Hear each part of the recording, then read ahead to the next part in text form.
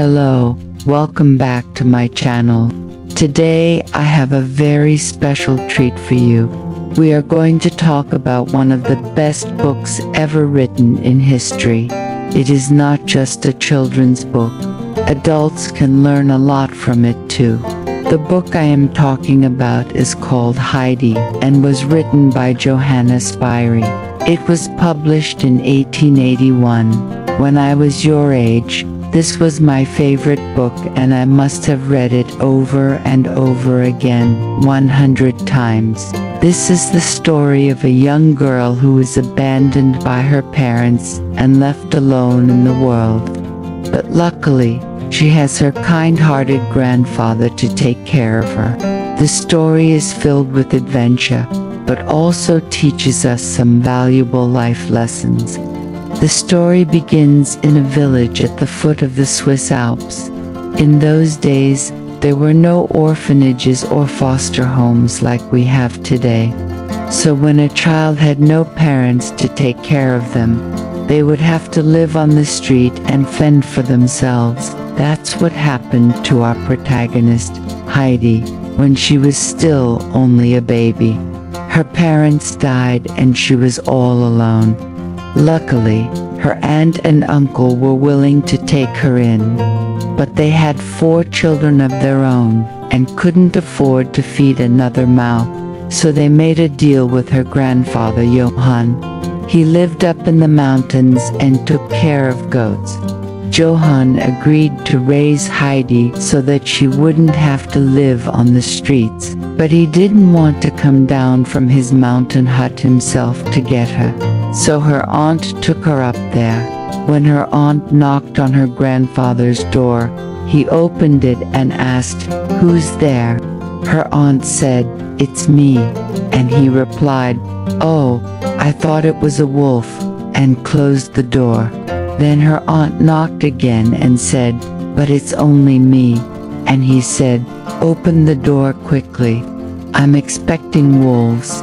Finally, he opened the door and saw little Heidi. He couldn't believe how tiny she was and immediately felt sorry for her. He took her inside, gave her food and made her a bed out of hay. As soon as Heidi woke up, she started crying because she missed her parents. Her grandfather sat next to her, stroked her hair and told her, "Don't cry. You will always have me now and I will never leave you again." From that day on, they were never apart. Heidi grew up in the Swiss Alps and spent her days playing with animals and picking flowers. She was very happy there and never once asked about her parents or why she was living with her grandfather. One day, her grandfather had to go down the mountain to visit the doctor. He told Heidi, "I need to go to Bray, but don't open the door for anyone while I'm gone. If someone comes by, tell them I've gone to market and will be back soon."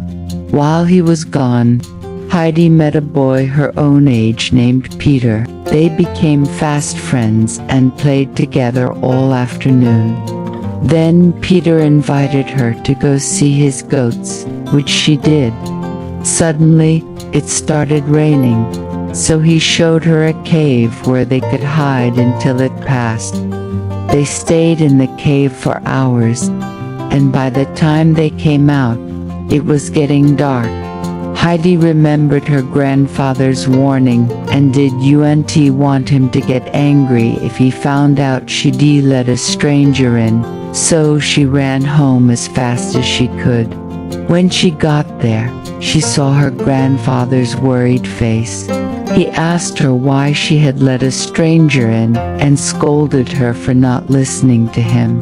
She apologized, but explained that she'd only let another child in, and it wasn't a stranger at all. Her grandfather softened and hugged her. He realized that she had only meant to protect him. The next day, her grandfather went down the mountain again and told Heidi to do the same as last time, not to open the door for anyone. As soon as he was gone, Peter came by to play, but she told him her grandfather was expecting company and would be very angry if he found out Peter had been there. Peter was disappointed, but promised to keep it a secret. When her grandfather returned, he told Heidi that two gentlemen were coming up the mountain to buy goats. One of them was a wealthy businessman, and her grandfather hoped he would buy his best goat. He told Heidi to put on her prettiest dress and come with him to meet the men. When they got to the hut, Heidi was surprised to find that one of the men was Peter. He was indeed a wealthy businessman who had come to buy his grandfather's best goat. He looked very different in a suit and hat, and Heidi didn't recognize him at first. They talked for a long time about goats, and eventually the man agreed to buy the animal from her grandfather. While they were talking, Heidi noticed a beautiful white flower on the other side of the mountain and asked if she could go pick it. Her grandfather said, "Of course," and she set off toward the flower. But the mountain was so big that by the time she reached the flower, the sun was already setting. She was afraid her grandfather would get worried, so she started running home. On the way, she met Peter, who was very surprised to see her there. He helped her find her way back to the hut and then went home himself. The next morning, Heidi's grandfather told her she would be going down the mountain with Peter to live with his family in the village. At first, she couldn't understand why she had to leave him, but he explained that Peter's father needed help taking care of the house and goats, and Heidi would be able to help out. She was still sad about leaving him, though, and cried a lot that day. Peter's family welcomed her into their home, and she became very good friends with Peter's little sister. The two girls played together every day, and Heidi taught her friend how to braid her hair. After spending a week in the village, though, Heidi started missing her grandfather terribly and begged Peter's mother to let her go home. She agreed, but told Heidi that she needed to work harder next time if she didn't want to be sent back. After returning home, Heidi tried extra hard to be helpful, but one day, while she was collecting firewood, she met Peter. He invited her to go see his goats, and the two began playing like old times. They were having so much fun that Heidi didn't notice how late it was getting. And when she finally ran home, her grandfather was furious. He sent her to bed without any dinner, and she cried herself to sleep. Peter heard her crying and couldn't stand to see her upset, so he snuck into her window and brought her some bread and cheese.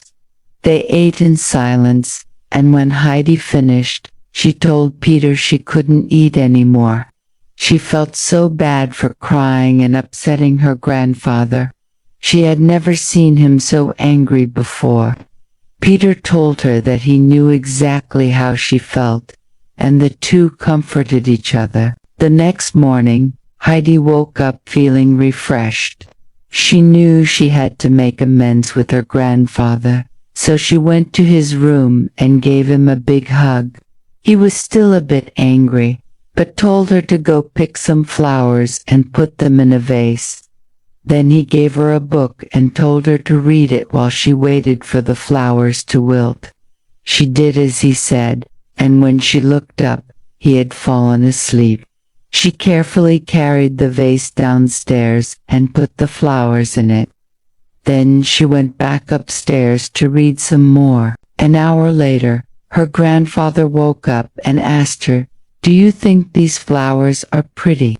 She replied, "They're beautiful," and he smiled. He was so proud of her for being so kind. From that day on, Heidi was allowed to go into the village whenever she wanted. She continued to visit her grandfather often, and the three spent many happy hours together. Heidi loved her life in the Swiss Alps, and she knew she had the best grandfather in the world. Thank you for watching. See you tomorrow.